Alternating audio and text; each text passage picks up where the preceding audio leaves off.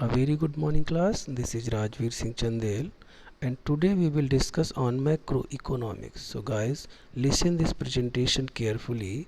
After that, if you have any queries or any problem, then you can ask in tomorrow online session. Okay, but before knowing about macroeconomics, we have to know about economics. Economics क्या है and what is the use of economics in business administration.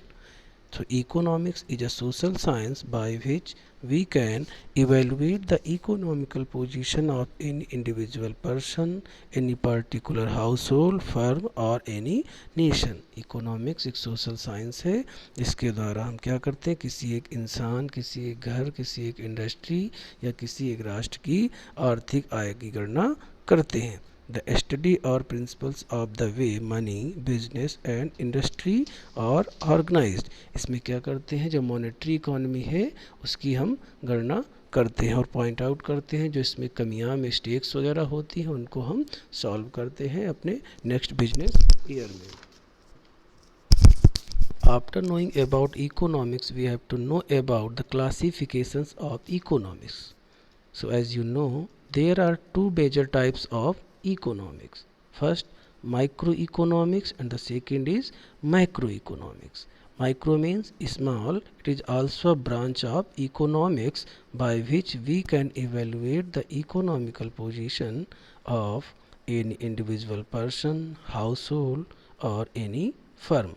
Macro economics क्या है, एक जो small scale of economics है जिसके द्वारा हम इवेलुएट करते हैं इकोनॉमिकल पोजीशन, आर्थिक स्थिति ऑफ एनी इंडिविजुअल पर्सन, किसी एक व्यक्ति, किसी एक घर या किसी एक फर्म की.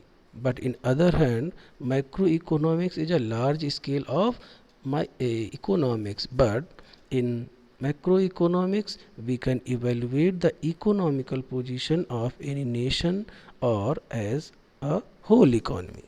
Macroeconomics means using interest rates, taxes and government spending to related economy growth and stability. Macro economics क्या है, ये लार्ज स्केल ऑफ इकोनॉमिक्स है जिसके द्वारा हम क्या करते हैं, किसी एक राष्ट्र की या संपूर्ण जो राष्ट्र में जो भी फर्म्स, ऑर्गेनाइजेशंस हैं उसकी जो आर्थिक स्थिति है उसकी गणना करते हैं. इसमें कुछ इसके क्लासिफिकेशंस दिए गए जैसे माइक्रो इकोनॉमिक्स में नियो क्लासिकल थ्योरी है, डेवलपमेंट इकोनॉमिक्स है, इन्वायरमेंटल थ्योरी है, बिहेवियरल थ्योरी है जिसको हम साइकोलॉजी भी बोलते हैं. और उसके बाद लेबर इकोनॉमी. इसी तरीके मैक्रो इकोनॉमिक्स में देखिए चार्ट दिया गया है, क्लासिकल या फ्री मार्केट. ठीक है, ये सब एक चार्ट हैं, ये क्लासिफिकेशंस के जिनको हम वन बाय वन आगे पढ़ेंगे. इसके बाद बात करते हैं हम लोग नेचर ऑफ मैक्रो इकोनॉमिक्स. तो macro economics is basically known as theory of income. Macro economics क्या है, इसको हम जानते हैं बेसिकली थ्योरी ऑफ इनकम. ये जो आय की है, आय की थ्योरी के रूप में ही इसको जानते हैं. It deals with the aggregates of all quantities not with individual price level और outputs but with national output. ये क्या करता है, इससे हम क्या करते हैं, किसी भी राष्ट्र के आयात या निर्यात होने वाले प्रोडक्ट्स, सर्विसेज या टैक्सेस जो भी होते हैं उससे आय होती है उसकी गणना करते हैं. और जो हमारा एक फिक्स प्राइस लेवल है उसको डिसाइड करते हैं और अपने जीडीपी लेवल्स को ग्रोथ में लाने के लिए हम इसमें प्रयोग करते हैं. There are some nature of macroeconomics are given. We will discuss on each and every points one by one. The first is short run nature. It's mean that it is a short run nature which is changeable approach, means it works for short term not for whole time. इसका मतलब है ये एक short term जो है scale होता है economy का, जो समय आने पर बदलता रहता है, ये हमेशा के लिए स्टेबल नहीं होता है. The second is study of economics as a whole. In macroeconomics, we did not study only on a particular things. Macro economics में क्या होता है, किसी एक पार्टिकुलर थिंग्स के बारे में नहीं इवेल्युएशन करते. इसमें क्या करते हैं, संपूर्ण, मान लीजिए एक राज्य है या एक कोई देश है, उसके संपूर्ण जो भी ऑर्गेनाइजेशंस हैं उसकी आय है उसकी गणना करते हैं. We study about a whole economy of a nation और ऑर्गेनाइजेशन। हम इसमें क्या करते हैं, study about a whole economy of a nation, किसी एक राष्ट्र की संपूर्ण जो भी आय है, जो भी आर्थिक स्थिति है, जीडीपी लेवल है, या सर जो किसी राष्ट्र की संपूर्ण जो भी ऑर्गेनाइजेशंस हैं उनकी आर्थिक स्थिति की गणना करते हैं। The third step in nature of macro economics is it is a monetary economy. Its means we calculate the economical changes which comes by monetary terms। इसमें हम क्या करते हैं, मॉनेटरी टर्म से जो चेंजेस आते रहते हैं उनका इवेल्युएशन करते हैं। The fourth point is it shows the calculation of circular flow of income and expenditure। Income means the national income which earned by any country in one year, and the expenditure means the national expenditure which expended in a 1 year in a business year by any nation or organization which evaluate the GDP growth level। इसके बाद हम बात करेंगे scope of macro economics. इसके लिए देखिए एक chart भी दिया गया है कि स्कोप ऑफ मैक्रो इकोनॉमिक्स क्या है और कुछ उसकी थ्योरीज़ हैं दी गई हैं। मैक्रो इकोनॉमिक थ्योरी जो कि ट्रेडिशनल है, अनचेंजेबल होती हैं।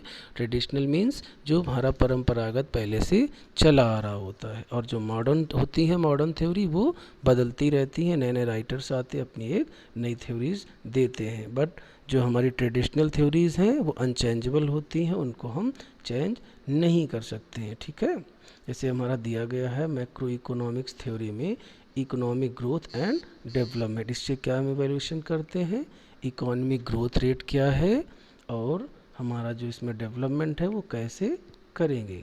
The second is theory of national income. जो नेशनल इनकम है उसका इवैल्यूएशन कैसे करेंगे और उसका लेवल को कैसे जानेंगे कि हम अदर कंट्रीज़ की जो नेशनल इनकम है उसकी अपेक्षा किस स्थान पर हैं। इसके बाद हमारा था थ्योरी ऑफ मनी। इसमें मॉनेटरी टर्म्स को भी हम इवैल्यूएशन करते हैं। Theory of international trade. International trade का मतलब होता है जो हम अदर कंट्रीज़ में बिजनेस करते हैं, अपने प्रोडक्ट्स को अदर कंट्रीज़ में एक्सपोर्ट करते हैं, वहाँ से इंपोर्ट करते हैं, उसमें जो भी टैक्सेस आते हैं हमारे जीडीपी लेवल को बढ़ाते हैं। ठीक है।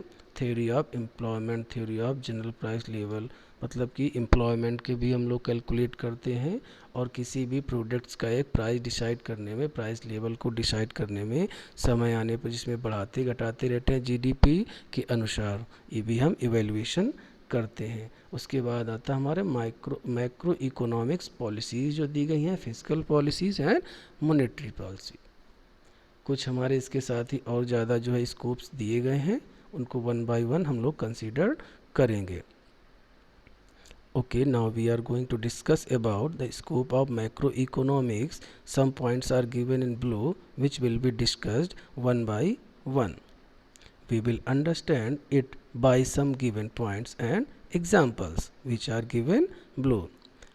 By macroeconomics, we evaluate the concept of any nation's whole income which earned by any country in a business year. इससे क्या एवेल्यूएशन करते हैं, किसी भी राष्ट्र की एक वर्ष में की गई आय की जो है आर्थिक स्थिति है उसकी एवेल्यूएशन करते हैं, और उसके साथ ही हम नेक्स्ट ईयर का क्या होता है टारगेट डिसाइड करते हैं कि हमें अगले जो बिजनेस एक ईयर है उसमें अपने जीडीपी लेवल या अपनी जो इकोनॉमिकल पोजीशन है उसको हमें किस तरीके से उसमें ग्रोथ करनी है। And we can also studies all problems which related employment और अनएम्प्लॉयमेंट, और जो हमारा संपूर्ण जो एम्प्लॉयमेंट है या अनएम्प्लॉयमेंट है हमारे राष्ट्र में उसका भी इवैल्यूएशन करते हैं। उसका जो ग्रोथ रेट है वो क्या है, क्या परसेंटेज है, कितना एम्प्लॉयमेंट है और कितना अनएम्प्लॉयमेंट है। And by which we can understand the all functions of money related theory by which banks and others financial institute are running. और इसमें कुछ क्या करते हैं हम लोग कि अपने जो मॉनेटरी टर्म्स हैं, मॉनेटरी पॉलिसीज़ हैं, मॉनेटरी इकोनॉमी है उसका इवैल्यूएशन करते हैं, जिसके अंतर्गत हमारे बैंक्स या फाइनेंशियल इंस्टीट्यूशंस होते हैं वो आते हैं कि उनका जो आर्थिक स्थिति है, इकोनॉमिकल पोजीशन है वो क्या है, and how we can improve the GDP levels of our financial economy. Okay class? Okay class, thank you. We will discuss on these subjects or topics. Continue this in next class. Our next video